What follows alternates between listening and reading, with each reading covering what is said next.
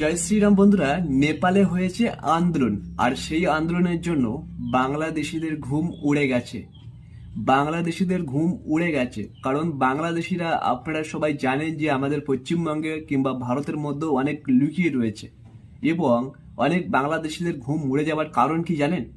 যদি আমাদের ভারতবর্ষের মধ্যে নেপালের মতো অবস্থা হয়, মানে 78% হিন্দু যদি নেপালের মতো দাবি করে যে হিন্দুস্তান রাষ্ট্র করতে হবে, হিন্দুদের অধিকার আগে থাকবে, এমন যদি মন্তব্য করে, তাহলে কি হবে?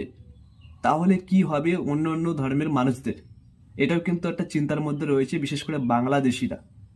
ঠিক আছে, বাংলাদেশিরা ভেবেছিল যে অ্যাকচুয়ালি আমরা যে দখলটা করব ভারতবর্ষের মধ্যে, সেটা হয়তো আমরা খুব দ্রুত করার চেষ্টা করবে। কিন্তু নেপালের ঘটনা দেখার পরে বাংলাদেশিদের মাথায় কিন্তু টেনশন চলে এসেছে। এবং দেখেছেন, বাংলাদেশের কোনো কন্টেন্ট ক্রিয়েটার ভিডিও বানাচ্ছে নেপালকে নিয়ে বা নেপালকে খারাপ মন্তব্য করছে, করবে না। কারণ জানে যে নেপাল হিন্দুস্তান রাষ্ট্র হতে চলেছে এবং হিন্দুস্তান রাষ্ট্র হবার জন্য এমন বড় একটা আন্দোলন করেছে বর্তমান সরকারের বিরুদ্ধে।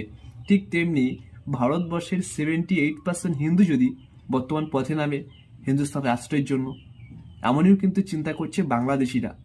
বাংলাদেশিদের টোটাল চোখের ঘুম উড়ে গেছে। ঠিক আছে, মানে হিন্দুরা যে পারে না সেটা কিন্তু নেপাল মানে বুঝিয়ে দিয়েছে।